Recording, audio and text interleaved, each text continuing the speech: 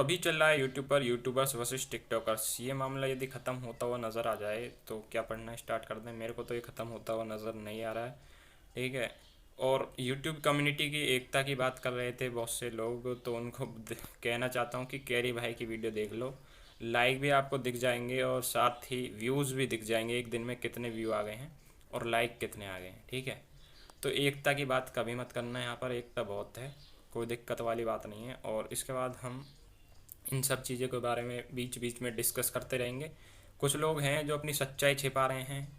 ठीक है। उनकी सच्चाई सबके सामने आ रही है तो क्या कर रहे हैं पता है, आईजीटीवी से वीडियो हटा रहे हैं। अगर कोई उनके, खैर इस बारे में बात नहीं करेंगे, अपने टॉपिक पर आएंगे। आज का हमारा टॉपिक है प्रकाश के परावर्तन के लिए। और आप सभी से रिक्वेस्ट है कि टिकटॉक विकटॉक छोड़ दो, इस चक्कर में मत पड़ो, अपने पढ़ाई पर ध्यान दे लो।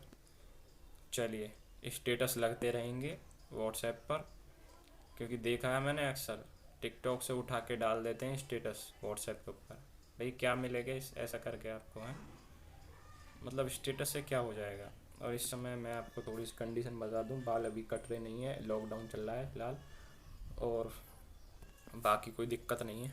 चलिए प्रकाश के परावर्तन की तरफ चलते हैं। रिफ्लेक्शन ऑफ लाइट, प्रकाश का किसी पॉलिशदार तथा चिकने पृष्ठ से टकराकर वापस उसी माध्यम में लौट आना प्रकाश का परावर्तन कहलाता है। ठीक है, बहुत ही सिंपल सी डेफिनेशन है, आएगी 1 या 2 नंबर में, आसानी से आप लिख देंगे, कोई दिक्कत वाली बात नहीं है। ठीक है।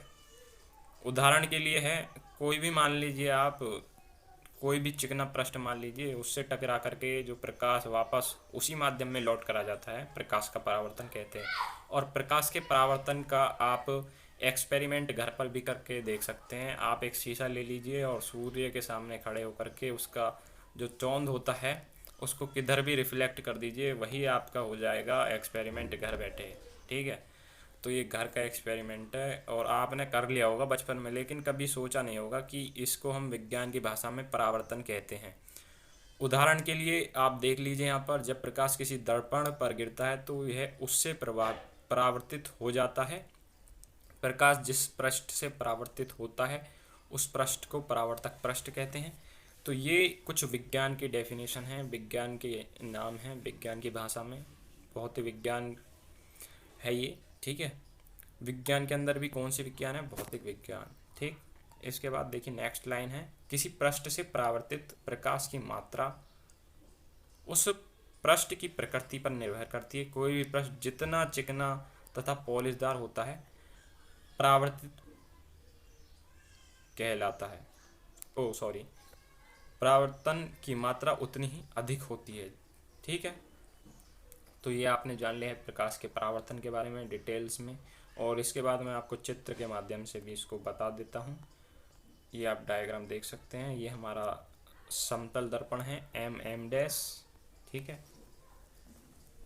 इस पर हम एक प्रकाश की किरण आपतित कर रहे हैं, और आपतित किरण बोलेंगे ये जो आप देख रहे हैं लेफ्ट साइड में, और राइट साइड में ये जो लौट करके जा रही है इसको परावर्तित किरण बोलेंगे। और यहाँ पर एक अभिलंब जो हमने डाला है एन डैश, इसका जो यहाँ पर कोण बना है उसको हम आपतन कोण आई कहते हैं।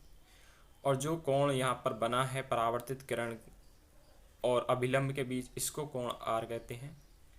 ठीक है। तो इन सभी चीज़ों के बारे में आपको जानकारी होनी चाहिए, और इस चित्र को देख करके आपको सभी जानकारी होंगी। ठीक है। इसके बाद हम नेक्स्ट की तरफ चलते हैं, जो अक्सर पूछे जाते हैं आपके एग्जाम में, परावर्तन के नियम क्या हैं। परावर्तन के देखिए 2 नियम हैं। सबसे पहला मैं यहीं पर आपको क्लियर कर देता हूँ कि जो आपतन कोण होता है और परावर्तन कोण होता है, यानी कि कोण आई और कोण आर, ये दोनों बराबर होते हैं। ठीक है। तो पहला नियम यहाँ से आपको क्लियर हो जाना चाहिए एक ही बार में, और नहीं क्लियर हो तो वीडियो दोबारा से देख लेना, कोई दिक्कत वाली बात नहीं है, कोई दिक्कत परेशानी वाली बात नहीं है। चलिए, इसके बाद हम आपको दूसरा नियम बता दें, आपतित किरण और परावर्तित किरण और इन पर खींचा गया अभिलंब जो होता है, ये जो अभिलंब है एन डैश, ये तीनों एक ही बिंदु में स्थित होते हैं। ठीक है। आप नियम भी देख सकते हैं। चलिए प्रथम नियम की बात कर लेते हैं। आपतित किरण, परावर्तित किरण तथा आपतन बिंदु पर अभिलंब तीनों एक ही तल में होते हैं। ठीक है। तो ये पूरा नियम है, मैं आपको बोलकर बता देता हूँ। ठीक है, जैसे कि यहाँ कागज़ के पृष्ठ में होते हैं। तो आपने देख लिया होगा चित्र में भी एक ही तल में है। इसके बाद हम नेक्स्ट नियम के बारे में बात करने वाले हैं, द्वितीय नियम। परावर्तन कोण सदैव आपतन कोण के बराबर होता है, अर्थात परावर्तन कोण आर और आपतन कोण आई ये दोनों बराबर हैं, ये आपको मैंने बता ही दिया। तो इतना ही इस वीडियो में, और ये सभी आपको याद होने चाहिए क्योंकि मैंने आप सभी को बहुत ही आसान लैंग्वेज में इन सभी को बता दिया है। और आप सभी से रिक्वेस्ट, वीडियो पसंद आई तो लाइक करें, शेयर करें और चैनल को सब्सक्राइब करें। और दूसरी रिक्वेस्ट है आपसे कि इन सभी टिकटॉक विकटॉक से दूर रहें, इनमें कुछ नहीं है।